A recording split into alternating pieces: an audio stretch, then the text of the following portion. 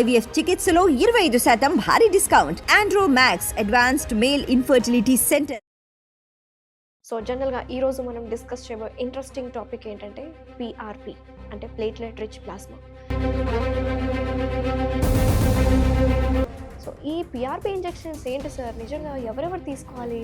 మన అదృష్టం ఏంటంటే మనకి చిన్న గాయం కానీ పెద్ద గాయం అయినా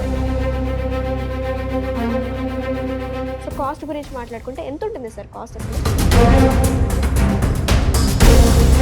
ఇది అంతా వాళ్ళు ఖర్చు పెట్టే లగ్జరీ. మీరు అంటున్నారు కదా ఇందాక లైసెన్స్ లేకుండా కొంతమంది సెల్ఫ్గా పెయిన్ మేనేజ్మెంట్ ట్రీట్మెంట్ అని అలా పెట్టేసుకుంటున్నారు వాళ్ళ సొంతంగా పేర్లతో. సొసైటీలో ఎట్లుందండి, first medical council of India degree certificate ఇస్తుంది MBBS.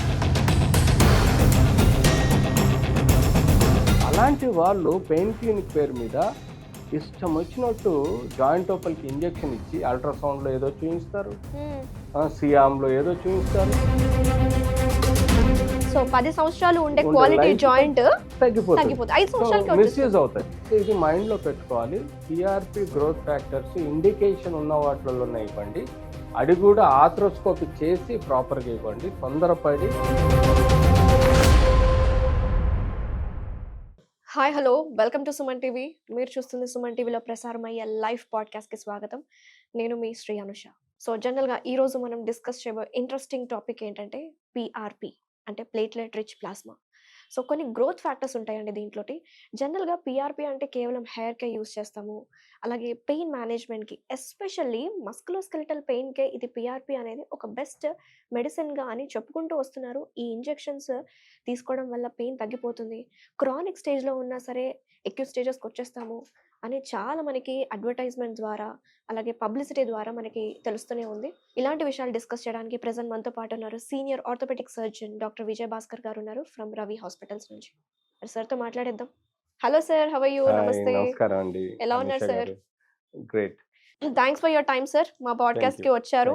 ఫస్ట్ ఎపిసోడ్ కూడా చాలా బాగుంది అండ్ సెకండ్ ఎపిసోడ్కి వచ్చేసాము. సో మీకు అర్థమైపోయి ఉంటుంది సార్. సో జనరల్గా హిస్టారికల్గా ఈ పిఆర్పి అనేది ఒక 1970s నుంచే ఉంది. బట్ ఈ మధ్య రీసెంట్ టైమ్స్లో ఎక్కువ మంది తెలుస్తుంది ఏదో హెయిర్ ఊడిపోతుందంటే పిఆర్పి ఇంజెక్షన్స్ చేయించుకోవాలి, అలాగే పెయిన్స్ ఉన్నాయి. ఈవెన్ మా ఫ్యామిలీలో కూడా మా గ్రాండ్ మదర్కి కూడా తను నొప్పులు ఉన్నాయని మాకు ఇంజెక్షన్స్ ఇచ్చేయండి. She's 80 years old. సో ఈ పిఆర్పి ఇంజెక్షన్స్ ఏంటి సార్, నిజంగా ఎవరెవరు తీసుకోవాలి? Is it useful? Platelet rich plasma ఇది కామన్గా అంటే ఇది మనకు మన అదృష్టం ఏంటంటే మనకి చిన్న గాయం కానీ పెద్ద గాయమైనా ఈ ప్లేట్లెట్స్ అంటూ మన రక్తంలో ఉన్నాయి కాబట్టి మనకు గాయం ఆటోమేటిక్గా మానిపోయే ఆస్కారం బాడీలో సిస్టమ్ ఉంది.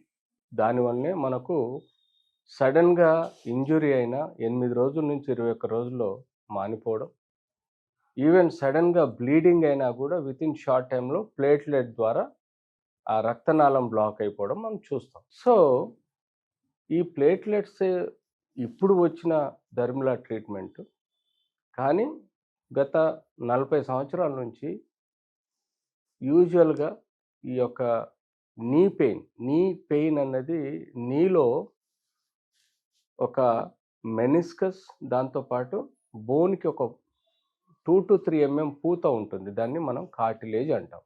ఓకే. సో ఈ మెనిస్కస్ అండ్ కార్టిలేజ్ వలన మనకు ఒక కుషన్ ఎఫెక్ట్ ఉంటుంది మోకాలు. మన 60-70 కిలోల బరువు మన తొడ ఎముక మన కాలు ఎముక కలిపి మోస్తున్నాయి కాబట్టి మనకు మోస్ట్ మూవబుల్ జాయింట్ ఏదంటే అది knee joint. So and weight bearing joint and wear and tear joint. So అట్లాంటి జాయింట్కు ఇంత స్ట్రాంగ్ కార్టిలేజ్ అండ్ మెనిస్కస్ ఉండటం వల్లనే మనము 80 ఏళ్ళ వరకు హాయిగా ఉండగలుగుతున్నాం. సో మేము 40 సంవత్సరాల క్రితం స్టెరాయిడ్ ఇంజెక్షన్ ఇచ్చేవాళ్ళం. అప్పుడు అదే అవైలబుల్ ఉండే. సో స్టెరాయిడ్ ఇంజెక్షన్ అంటే డెపోమెడ్రాల్ అనే ఇంజెక్షన్, ట్రైకాట్ అనే ఇంజెక్షన్ మేము యూజువల్గా ఆ కాలంలో అవి అవైలబుల్ ఉండే, అవి ఇచ్చేవాళ్ళం. వ్యక్తులు అంటే ఓల్డ్ ఏజ్ వాళ్ళకు హ్యాపీగా ఉండేవాళ్ళు, పెయిన్లెస్గా కనీసం ఒక 3 నెలలు 6 నెలలు ముసలి వాళ్ళు హ్యాపీగా ఫీల్ అయ్యేవాళ్ళు.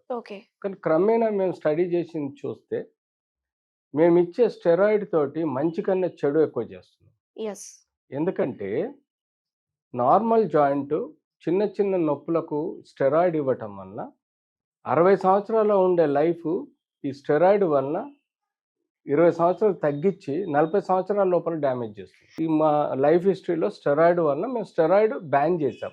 ఓకే. స్టెరాయిడ్ ఇవ్వడం మానేసాం. అన్లెస్ అంటిల్ ఆపరేషన్కి సంబంధించిన ఓల్డ్ ఏజ్ లేడీస్ ఫిట్ లేకపోతే కానీ మేము స్టెరాయిడ్ ఇవ్వం. అది నెక్స్ట్. ఆ తర్వాత కాన్సిక్వెన్స్లో మనకు చాలా రకాల ఇంజెక్షన్స్ వచ్చాయి. హైలురిడనైజ్ అని వచ్చింది. హైలురిడనైజ్ అనేది కార్టిలేజ్ రీజనరేట్ చేస్తుందని వచ్చింది. అది డైరెక్ట్ జాయింట్లోకి ఇవ్వటం వల్ల మేము కొంత ఫలితం చూసాం కానీ పూర్తిగా ఫలితం మాకు దక్కలేదు.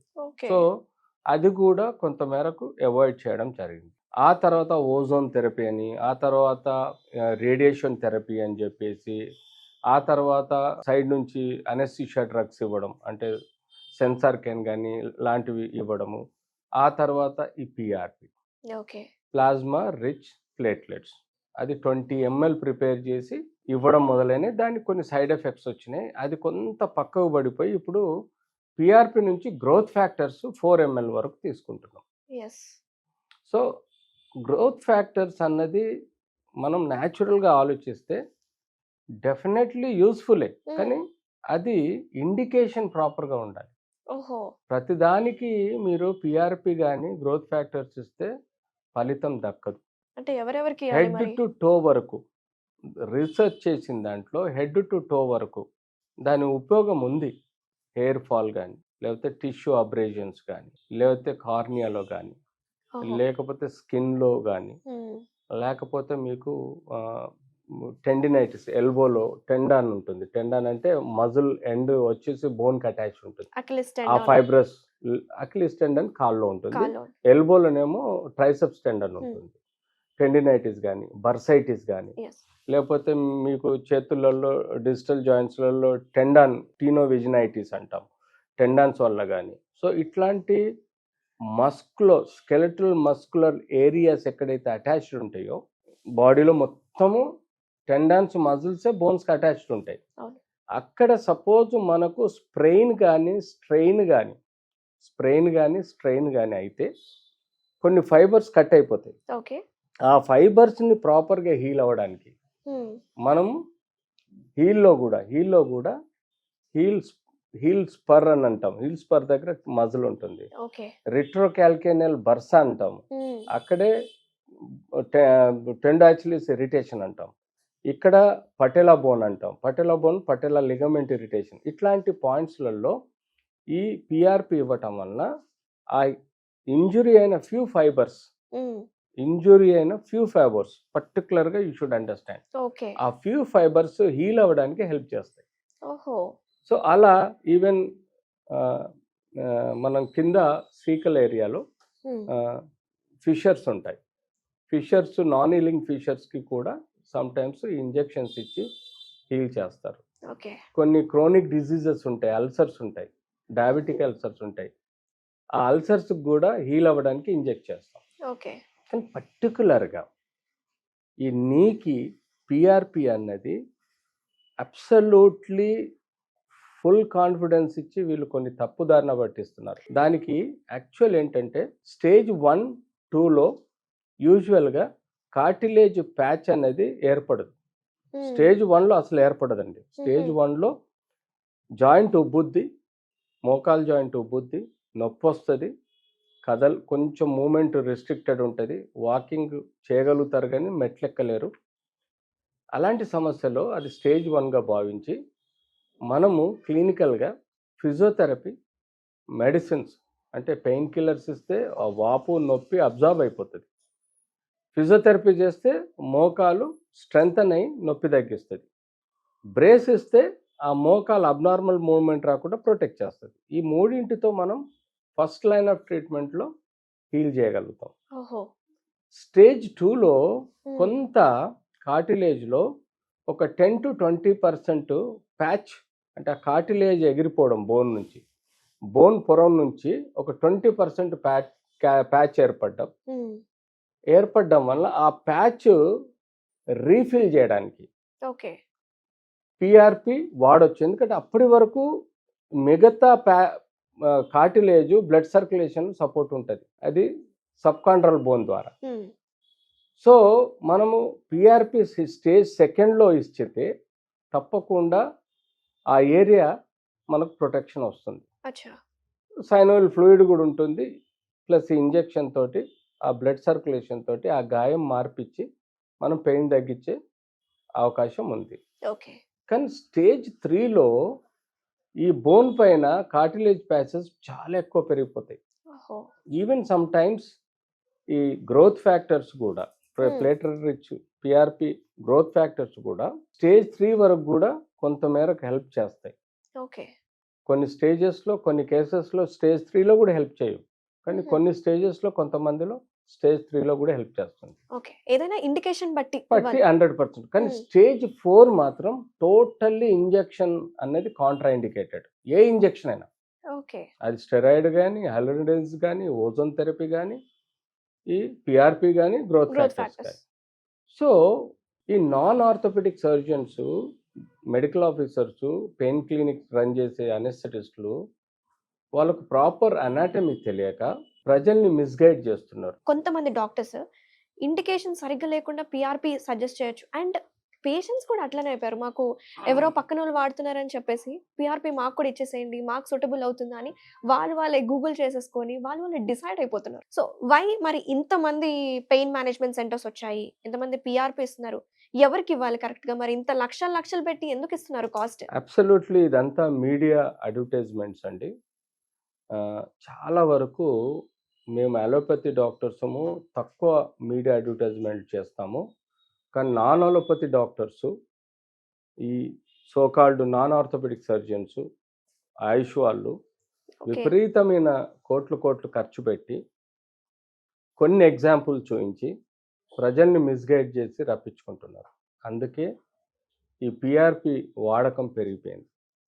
బట్ ఓవరాల్గా నేను చెప్పేది ఏంటంటే, వాళ్ళకు పిఆర్పి స్టేజ్ 4లో ఇచ్చి మేము సర్జరీ లేకుండా చేస్తామన్నది తప్పు, అబ్సల్యూట్లీ రాంగ్. ఎందుకంటే టోటల్ జాయింట్ మొత్తం ఎరోడ్ అయిపోతుంది.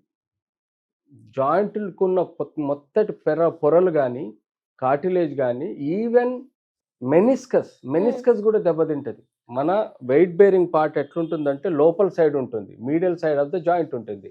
మన మొత్తం 70% ఆఫ్ బరువు అంతా మీడియల్ సైడ్ పడుతుంది. ఆ మీడియల్ సైడ్ స్పేస్ మీకు 1 mm కూడా ఉండదు. అదే మీరు లాటరల్ చూస్తే 3 to 4 mm ఉంటుంది ఎక్స్రేలో. సో దాని అర్థం ఏంది, మెనిస్కస్ కూడా దెబ్బతిన్నది. సో ఆ స్టేజ్లో మీరు పిఆర్పి ఇస్తే నీ కార్టిలేజ్ వస్తుందా, నీకు మెనిస్కస్ వస్తుందా, నీకు 7-8 mm గుజ్జు పెరుగుతుందా? ఎంత తప్పుగా మిస్గైడ్ చేస్తున్నారు. సరే, వీళ్ళు పిఆర్పి పేరు మీద ట్రీట్మెంట్ చెప్పి మోకాలు చుట్టూ అనెస్థీషియా ఇంజెక్షన్స్ ఎందుకు ఇస్తారు? సో పిఆర్పితో పాటు వీళ్ళు పెద్ద తప్పు ఏం చేస్తున్నారంటే స్టెరాయిడ్ కూడా ఇస్తున్నారు. జైలోకెన్ కానీ, సెన్సార్కెన్ అనెస్థీషియా డ్రగ్స్ చుట్టూ జాయింట్ని మొత్తం బ్లాక్ చేసేస్తున్నారు. రేడియేషన్ థెరపీ చేసి నర్వ్స్ మొత్తం బ్లాక్ చేసేస్తున్నారు. ఓజోన్ థెరపీని ఇస్తున్నారు. ఇలాంటివన్నీ ప్రజల్ని మభ్యపెట్టి టెంపరీ ట్రీట్మెంట్స్ ఇస్తున్నారు. ఈ ఏవైతే 4-5 ప్రక్రియలు నేను పిఆర్పితో చెప్పానో ఇవన్నీ టెంపరీ, వీక్స్ ఆర్ మంత్కు మీకు రిలీఫ్ ఉంటుంది. కానీ నార్మల్ బోన్ లైఫ్ 70 సంవత్సరాలు ఉండేది ఈ ఇంజెక్షన్స్ ఇవ్వటం వల్ల డ్రాప్ అయ్యి 50 yearsకి వస్తుంది. ఎందుకు? బికాస్ నువ్వు పెయిన్ లేనప్పుడు నీ జాయింట్ని మిస్యూజ్ చేస్తావు, పెయిన్ ఉన్నప్పుడు నువ్వు జాగ్రత్త పడతావు. సో ఎప్పుడైతే నువ్వు ఈ అనెస్థీషియా డ్రగ్స్, స్టెరాయిడ్, ఈ కంప్లీట్ డ్యామేజ్ అయిన 4th స్టేజ్ మీరు అనవసరంగా పిఆర్పి పేరు మీద డబ్బులు దొబ్బడానికి ఇంజెక్షన్స్ ఇస్తే, తను నొప్పి లేదని ఆ నెల రోజులు మిస్యూజ్ చేసిన ఆ మిస్యూజ్ వలన జాయింట్ లైఫ్ ఒక 10 సంవత్సరాలు తగ్గిపోతుంది, డ్యామేజ్ అవుతుంది. సో మేము అదే చెప్పేది, మీరు ప్రజల్ని కన్ఫ్యూజ్ చేయకండి. ఆపరేషన్ లేకుండా ఇంజెక్షన్ పని చేస్తుందనే మాట అనకండి. ఇది absolutely absurd and wrong word. దీని మీద మేము కోర్టులో కేసు వేస్తున్నాం. Hmm. మా ఇండియన్ ఆర్థోపెడిక్ అసోసియేషన్ దీని మీద ఫైట్ చేయబోతున్నాం. ఎవరెవరైతే పెయిన్ క్లినిక్స్ పెట్టి జాయింట్స్లో ఇంజెక్షన్స్ ఇచ్చి ఈవెన్ సెకండరీ ఇన్ఫెక్షన్ వస్తుంది ఈ ఇంజెక్షన్స్ ఇవ్వటం వల్ల. ఓకే ఓకే జాయింట్ అంతా సెప్టిక్ ఆర్థరైటిస్ డెవలప్ అవుతుంది. ఓకే సో ఇవన్నీ అర్థం చేసుకోవటం లేదు. సార్ జనరల్గా ప్రాపర్ ఇండికేషన్ అనేది కూడా అవసరం. సెల్ఫ్ డయాగ్నోస్లు అస్సలు చేసుకోకూడదు. అండ్ డాక్టర్స్ కూడా ప్రాపర్ ఇండికేషన్ మీరు అన్నట్టు స్టేజ్ 4లో కూడా ఇచ్చేస్తున్నారు. అలా కాకుండా ఎవరెవరు కరెక్ట్గా తీసుకోవాలి సార్? ఎందుకంటే ఈ రోజుల్లో ఈ లైఫ్ స్టైల్ డిజార్డర్స్ ఎక్కువైపోయాయి. అదర్ కోమార్బిటీస్ ఏమున్నా కూడా పట్టించుకోకుండా ఇంజెక్షన్స్కి అలవాటు అయిపోతున్నారు. సో దీనివల్ల వచ్చే side effects they have to know. First of all ఇది ఒక ఆర్థోపెడిక్ సర్జన్గా డయాగ్నోజ్ చేయడానికి వీలవుతుందండి. స్టేజ్ 1 అంటే జాయింట్లో 20 to 25% డ్యామేజ్ అండి. స్టేజ్ 2 అంటే 25 to 50% డ్యామేజ్. స్టేజ్ 3 అంటే 75% డ్యామేజ్. స్టేజ్ 4 అంటే 100% డ్యామేజ్. ఈ డ్యామేజ్ని మేము క్లినికల్గా డయాగ్నోజ్ చేయడం, రేడియోలాజికల్గా డయాగ్నోజ్ చేయడం అండ్ సిటీ కానీ ఎంఆర్ఐ, ఓకే ఈ 4 ప్రక్రియలలో మనం స్టేజెస్ గుర్తించగలుగుతాం. ఒక పేషెంట్ ఓల్డ్ ఏజ్ 60-70 ఏళ్ళు ఉంటుంది. ఆవిడకి ఒకసారి స్టెరాయిడ్ కానీ ఇతరత్ర ఇంజెక్షన్స్ ఇచ్చినప్పుడు షీ ఫీల్స్ మోర్ కంఫర్టబుల్. ఓ ఇమీడియట్గా ఇన్స్టెంట్ ఇన్స్టెంట్ రిలీఫ్ వస్తుంది. తక్కువ ఖర్చులో స్టెరాయిడ్ ఎంత అవుతుంది, ఒక 500 రూపీస్ మొత్తం అన్ని కలుపుకొని. She feels more happy. So she always believes injection that time. అప్పుడు ఏమవుద్దంటే తనకి సైకలాజికల్గా ఇంజెక్షన్ తీసుకుంటే సరిపోతుందిలే అనుకుంటుంది. అదొక కారణం అండి. స్టేజ్ 1-2లో మ్యాక్సిమం ఇంజెక్షన్స్ ప్యాచెస్ ఉన్న బట్టి మేము ఆర్థ్రోస్కోపీ అనే ప్రొసీజర్ ద్వారా, suppose really she suffering, so దాన్ని ఎలా తెలుసుకోగలుగుతాం? ఎంఆర్ఐలో తెలుసుకుంటాం ఫర్ ఎగ్జాంపుల్. ఎస్ అంతే తప్ప ఈవెన్ అల్ట్రాసౌండ్లో కూడా మనం ఆ ప్యాచెస్ చూడలేం. వీళ్ళంతా అల్ట్రాసౌండ్లో ఏదో చేసి నీడిల్ ఇస్తున్నారు, అదంతా అబ్సర్డ్ అండి. అల్ట్రాసౌండ్ వలన మనం జాయింట్లో నీడిల్ పోయింది తెలుసుకుంటాం, సియామ్లో నీడిల్ జాయింట్లో పోయింది తెలుసుకుంటాం, అంతే తప్ప కరెక్ట్ ప్యాచ్ చూడలేం. సో ఇఫ్ ఎట్ ఆల్ ఒక ప్యాచ్ ఉందా లేదా తెలుసుకోవాలంటే ఓన్లీ వన్ మెథడ్, అది ఆర్థ్రోస్కోపీ. ఓకే ఆర్థోపెడిక్ సర్జన్ ఒక ఎండోస్కోపీ లాగా ఒక స్కోప్ని ఆర్థ్రోస్కోపీ అంటాం, అది జాయింట్లోకి పంపించి we will identify the patches. Okay అది ఎంత అవుతుంది sir cost? That will be around 25,000 to 30,000. Diagnostic arthroscopy అంటాం.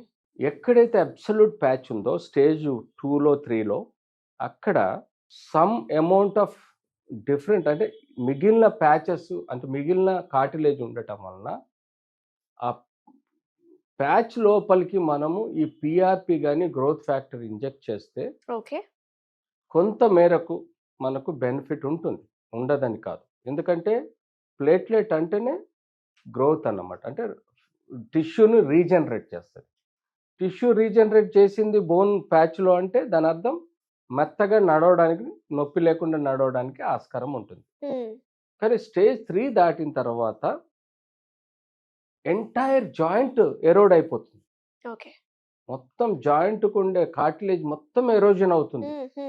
ప్లస్ కార్టిలేజ్తో పాటు మెనిస్కస్ డిస్క్, ఇంత లావ్ డిస్క్ ఎరోడ్ అయిపోతుంది. So how the PRP will help it? Yes how the growth factor will help it? No more over మీరు ఇచ్చిన fluid సైనోల్ ఫ్లూయిడ్లో కలిసి ఖాళీగా అక్కడ పడి ఉంటుంది, ప్యాచ్ ఏర్పడదు. Okay plus moreover bone degeneration అక్కడ అయింది, బోన్ అంతా హార్డ్ బోన్ అవుతుంది, ఫైబ్రోసిస్ అవుతుంది, అక్కడ సర్క్యులేషన్ ఉండదు.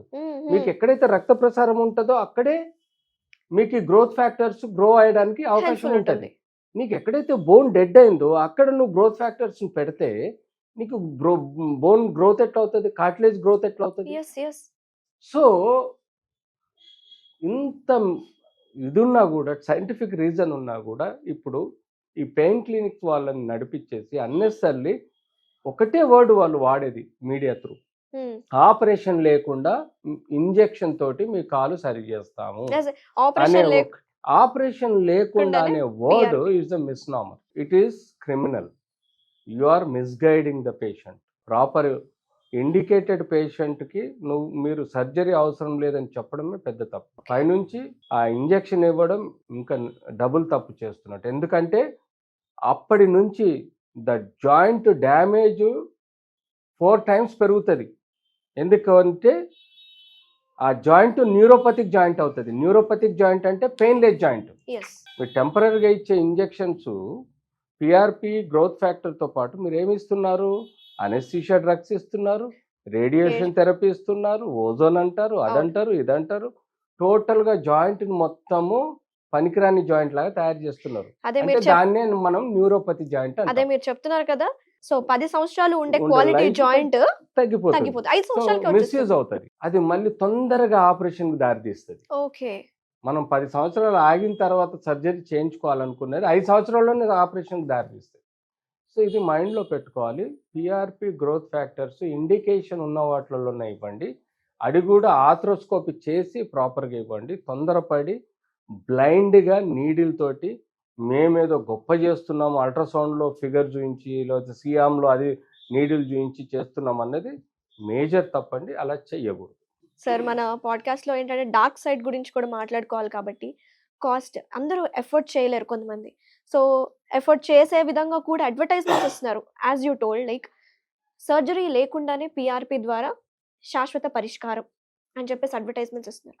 సో కాస్ట్ గురించి మాట్లాడుకుంటే ఎంత ఉంటుంది సార్ కాస్ట్ అసలు? మీరు కింద మీ కెఫెటేరియాలో కాఫీ తాగితే ఎంత ఛార్జ్ చేస్తారు? 15 రూపాయలు. Yes, 15 to 20 rupees. 15 to 20 rupees. అదే పక్కనున్న మీరు మ్యారియట్ హోటల్ పోయారనుకోండి, ఎంత ఛార్జ్ చేస్తారు? 250 రూపాయలు ఛార్జ్ చేస్తారు. ఇది అంతా వాళ్ళు ఖర్చు పెట్టే లగ్జరీస్. ఉండే కాఫీ, వాటరు, మిల్క్, షుగర్ అంతా సేమ్. వాళ్ళు పెట్టే లగ్జరీస్కి మీ మీద రుద్దుతున్నారు. అందుకని మీ ఎఫర్డబిలిటీ ఉన్నప్పుడు ఎక్కడ తాగాలనో కాఫీ అక్కడే తాగాలి. అంతేగాని వీళ్ళు 5 నుంచి 10,000 రూపాయల్లో ఆ ఇంజెక్షన్ని 1,50,000 వరకు ఛార్జ్ చేస్తారు. ఇది ఎంత మోసం అండి? మీ దగ్గర ఎంత ఉంటుంది సార్? అదే చెప్తున్నాను. 10,000 లోపల, 5,000 నుంచి 10,000 లోపల మేము పేషెంట్ ఎకనామిక్ కండిషన్ ప్రకారం ఛార్జ్ చేసేదాన్ని వీళ్ళు 1,50,000 ఛార్జ్ చేస్తున్నారు. ఓకే. ఎందుకు ఛార్జ్ చేయరండి? అడ్వర్టైజ్మెంట్ కోట్లు ఖర్చు పెట్టినప్పుడు చేస్తారు. అవునండి, మీరు అడ్వర్టైజ్మెంట్ ఖర్చు పెడతలేరు. మేము అడ్వర్టైజ్మెంట్ వాళ్ళకి తిండి పెడుతుందా, నొప్పి తగ్గిస్తుందా? పేషెంట్కు అడ్వర్టైజ్మెంట్ తిండి పెడుతుందా, నొప్పి తగ్గిస్తుందా? ఏమీ లేదు. అనవసరంగా మీరు మభ్య పెడుతున్నారు. ఆపరేషన్ అవసరం లేదని. అదో పెద్ద క్రైమ్. దానికి తోడు మీరు ఛార్జెస్ ఎక్సెసివ్ తీసుకుంటారు. ఇది ఇంకా ఎంత పెద్ద తప్పు. సో మేమనేది ఏంటంటే అసలు ఇంజెక్షన్ ఇవ్వడమే భ్రమ పెట్టి ఇస్తున్నారు, పైనుంచి మీరు హెచ్చులు ఛార్జ్ చేస్తున్నారు. సో నేననేది ఏంటంటే మీరు ఈ సొసైటీలో ఉన్నప్పుడు మనం అంతా చేసే పనికి ఫలితం ఉన్నప్పుడే బతకగలుగుతాం. ఆ ఫలితాన్ని రీజనబుల్గా పేషెంట్ యొక్క ఎకనామిక్ కండిషన్ ప్రకారం మీరు చేయండి. విచిత్రం ఏంటంటే సెలబ్రిటీస్ని కూడా వీళ్ళు భ్రమలో, గంగవ్వ ఉన్నది, ఆమెను తీసుకెళ్ళి ఆపరేషన్ థియేటర్లో పడుకోబెట్టి ఇంజెక్షన్స్ ఇచ్చి దానికి తోడు అనెస్థీషియా ఇంజెక్షన్స్ ఇచ్చి బయటికి తీసుకొచ్చి నొప్పి లేదు, నొప్పి పోయిందని చెప్పడం. ఇంకొక సీనియర్ యాక్ట్రెస్ నారాయణమ్మ ఎవరు ఉన్నారు, తను. సో నేను అనేది అంటే ఈ అడ్వర్టైజ్మెంట్తో ప్రజలు నమ్ముతున్నారు. కానీ ప్రాక్టికల్గా క్లినికల్ స్టడీ చేస్తే number of patients per ratio చూసుకుంటే మా క్లినికల్ ట్రయల్స్లో, నేను కూడా ఒక ఎథిక్స్ కమిటీ చైర్మన్, మేము చేసిన క్లినికల్ ట్రయల్స్లో చూస్తే చాలా వరకు ఫెయిల్యూర్స్. అందులో చాలా వరకు ఫెయిల్యూర్స్, కొన్ని కాంప్లికేట్ అయినాయి, కొన్ని తొందరగా జాయింట్ని డ్యామేజ్ చేసి ఎర్లీ ఆపరేషన్కు దారితీసింది. సో ప్రైస్ ఒకటి, ఇండికేషన్ ఒకటి, ఈ రెండింటిని ఆ బ్రెయిన్ క్లినిక్స్ రన్ చేసే నాన్ ఆర్థోపెడిక్ డాక్టర్స్ దయచేసి అర్థం చేసుకొని అప్రాప్రియేట్గా ఈ ప్రజలను మభ్యపెట్టకండి. కరెక్ట్ ఇండికేషన్లో ఇంజెక్షన్ ఇవ్వండి. ఆపరేషన్ అవసరం ఉన్నప్పుడు మాత్రం కంపల్సరీ రిఫర్ చేయండి సర్జరీ కోసం. And charges according to the patient రీజనబుల్గా ఛార్జ్ చేయండి. సార్ మరి అడ్వర్టైజ్మెంట్ రూపంలో మనుషుల్ని దంచుకుంటున్నారు పైసల రూపంలో. సో మళ్ళీ మాట్లాడుకుంటే ఏంటంటే సార్, ఇప్పుడు అసలు లైసెన్స్ డాక్టర్స్ చేస్తున్నారా? మీరంటే ఒక సీనియర్ ఆర్థోపెడిక్ సర్జన్. మీరు అంటున్నారు కదా ఇందాక లైసెన్స్ లేకుండా కొంతమంది సెల్ఫ్‌గా పెయిన్ మేనేజ్‌మెంట్, ట్రీట్మెంట్ అని అలా పెట్టేసుకుంటున్నారు వాళ్ళ సొంతంగా పేర్లతోటి అని. సో, ఎలా ఇస్తున్నారు సార్? మరి లైసెన్స్ ఎలా వస్తుంది? అబ్సల్యూట్లీ సొసైటీలో ఎట్లుందండి, first medical council of India degree certificate ఇస్తుంది ఎంబీబీఎస్. మార్కెట్‌లో క్లినిక్ ఓపెన్ చేయాలంటే డిఎంహెచ్ఓ తోటి క్లినిక్ పర్మిషన్ తీసుకోవాలి. హాస్పిటల్ పెట్టాలంటే డిఎంహెచ్ఓ తోటి హాస్పిటల్ పర్మిషన్ తీసుకోవాలి. ఓకే. ఆ హాస్పిటల్‌లో హోమియోపతి డాక్టర్ ఉన్నాడా? ఆయుర్వేదిక్ డాక్టర్ ఉన్నాడా? ఆయుష్ డాక్టర్ ఉన్నాడా? లేకపోతే ఆర్ఎంపీ ఉన్నాడా? అనేది ఎవరు పట్టించుకోరు. ఏ డిఎంహెచ్ఓ గానీ, హెల్త్ మినిస్ట్రీ గానీ, ఎన్ఎంసీ గానీ, మెడికల్ కౌన్సిల్ ఆఫ్ ఇండియా గానీ ఎవ్వరూ పట్టించుకోరు. ఒకటి first. Second, A line of treatment A doctor ఇస్తున్నాడు అనేది చాలా చోట్లలో ఓవర్‌ల్యాప్ అవుతుంది. అది కూడా ఎన్ఎంసీ పట్టించుకోవట్లేదు. కానీ ఈ మధ్య ప్రోటోకాల్స్, స్టాండర్డ్స్ ఆఫ్ ప్రాక్టీసెస్ గురించి మేము బుక్స్ రాస్తున్నాము. దాన్ని మేము మెడికల్ కౌన్సిల్ ఆఫ్ ఇండియా అంటే ఎన్ఎంసీ, నేషనల్ మెడికల్ కౌన్సిల్‌కి ఇవ్వడం జరుగుతుంది. ఫ్యూచర్‌లో ఏ డాక్టర్ ఏది ప్రాక్టీస్ చేయాలి అనేది ఇంపార్టెంట్. ఓకే. ఈ పెయిన్ క్లినిక్స్ అన్నిటికి కేవలం డిఎంహెచ్ఓ నుంచి రిజిస్ట్రేషన్ ఉంటుంది. కానీ ఈ స్పెసిఫిక్ ఇంజెక్షన్స్ కోసం సర్టిఫికేట్ అంటూ ఏముండదు. బట్ ఎప్పుడైతే వాళ్ళు చేసిన ఈ ట్రీట్మెంట్ వలన ఏ వ్యక్తికైనా అనర్థం జరిగితే యెస్. యెస్. లీగల్‌గా హ్మ్. ఆ డాక్టర్ జైలుకి పోవాల్సి వస్తుంది. ఓకే. Absolutely jail. ఎందుకంటే ఫస్ట్ ఆయన సబ్జెక్ట్ కాదు. హ్మ్. సెకండ్, ఆయన ఇచ్చిన ప్రొసీజర్ ఏసెప్టిక్ కావచ్చు. యెస్. థర్డ్, దాని కాంప్లికేషన్స్ ఆయనకు తెలవు. హ్మ్. సో ఇవన్నీ మైండ్‌లో పెట్టుకోకుండా ఎలాంటి క్వాలిఫికేషన్ లేకుండా, that too specially orthopaedic qualification is most important. Yes. అనస్థెటిస్ట్‌కు ఆర్థోపెడిక్‌కు చాలా డిఫరెన్స్ హ్మ్. ఉంటదండి. హ్మ్. హ్మ్. ఎంబీబీఎస్ డాక్టర్‌కి ఆర్థోపెడిక్ సర్జన్‌కి చాలా చాలా డిఫరెన్స్ ఉంటది. డిఫరెన్స్. Yes sir. నువ్వు ప్యాచ్ గుర్తుపట్టగలుగుతావు. నువ్వు space I can give you నీ ఎక్స్‌రే ఇస్తాను. హ్మ్. కరెక్ట్‌గా అనాటమీ ఆఫ్ ద నీ చెప్పగలుగుతారా? జాయింట్ స్పేస్ చెప్పగలుగుతారా? హ్మ్. అందులో ఉన్న యాంగులేషన్ చెప్పగలుగుతారా? బయోమెకానికల్ యాక్సెస్ చెప్పగలుగుతారా? చెప్పలేరు. అలాంటి వాళ్ళు పెయిన్ క్లినిక్ పేరు మీద ఇష్టం వచ్చినట్టు జాయింట్ లోపలికి ఇంజెక్షన్ ఇచ్చి అల్ట్రాసౌండ్‌లో ఏదో చూయిస్తారు. హ్మ్. సియామ్‌లో ఏదో చూయిస్తారు. మేము లోపల ఇంజెక్షన్ ఇచ్చామని నీడిల్ చూయిస్తారు. యెస్. పబ్లిక్ హ్యాపీ ఫీల్ అవుతున్నారు. తెలియని పబ్లిక్ ఎప్పుడైనా హ్యాపీ ఫీల్ అవుతారు. అంతే కదా సార్. పెయిన్ మరి తగ్గిపోతుంది మరి అనంగానే మరి హ్యాపీ హ్యాపీ అయిపోతున్నారు. ఫీల్ అవుతారు. నేను ఇంత పెద్ద డాక్టర్‌నైనా నాకు గుండె ఆపరేషన్ చేసినప్పుడు గుండె డాక్టర్ అన్నాడనుకోండి, "అరే! మీకు వాల్వ్ బావుందండి. మీకు కెనాల్ బావుందండి. మీకు మంచి స్టంట్ ఏసినా" అంటే నేను కూడా హ్యాపీ ఫీల్ అవుతాను. నాకు తెలియని సబ్జెక్ట్ నాకు చెప్తే నేను ఎప్పుడైనా యెస్. అలానే పబ్లిక్ కూడా హ్యాపీ ఫీల్ అవుతారు టెంపరరీగా. యెస్. సో, దీనికి ప్రాపర్ ప్రోటోకాల్స్, స్టాండర్డ్స్ తీసుకురావడం జరుగుతుంది. ఇండియన్ ఆర్థోపెడిక్ అసోసియేషన్ దీని విషయంలో court through and NMC medical council of ఇండియాకు కూడా ప్రోటోకాల్స్ ఇచ్చి ప్రాపర్‌గా దీన్ని రిజిస్టర్ చేసి ఎవరు ఇయ్యాలి, ఎలాంటి కండిషన్‌లో ఇయ్యాలి, దీని ప్రోటోకాల్స్, ఎస్ఓపీస్ కూడా మేము తయారు చేస్తాం. సో చూసారు కదా వ్యూయర్స్, పీఆర్పీ తీసుకోవడం అస్సలు తప్పు కాదు. బట్ ప్రాపర్ ఇండికేషన్ తోటి మనకి ఏ హెల్త్ కండిషన్‌లో మనం ఉన్నాము, ఏ స్టేజ్‌లో ఉన్నాము అండ్ క్వాలిఫైడ్ ఆర్థోపెడిక్ సర్జన్ దగ్గరికి వెళ్లి ఆర్థోస్కోపీ చేయించుకొని ఏ స్టేజ్‌లో ఉన్నామో, ఎప్పుడు తీసుకోవాలి, వాళ్ళకేమైనా అదర్ కాంప్లికేషన్స్ ఉన్నాయా, వాళ్ళంతా క్లియర్‌గా చెప్తారండి. సో లక్షలు లక్షలు డబ్బు ఖర్చు పెట్టేసి ఎక్కడ పడితే అక్కడ అడ్వర్టైజ్‌మెంట్ చూసి వెంటనే వెళ్ళిపోకుండా ఒక రీసెర్చ్ చేసుకొని మీరంతట మీరు ఫర్ ఎగ్జాంపుల్ ఈ రోజుల్లో గూగుల్ అవేర్‌నెస్ మనకి బాగా ఎలా వచ్చేసిందో అలా రీసెర్చ్ చేసి ఒక కన్సల్టెంట్ ఆర్థోపెడిక్ సర్జన్ దగ్గరికెళ్ళి వాళ్ళతో డిస్కస్ చేసి పీఆర్పీ సెట్ అవుతుందా లేదా, మీ కాస్ట్ కూడా మాట్లాడి క్లియర్‌గా తెలుసుకొని చేయించుకుంటే వెరీ సేఫ్ అండి అండ్ రీజనబుల్ అఫోర్డబుల్ ప్రైజెస్‌లో కూడా అందుబాటులోకి వచ్చేసాయి.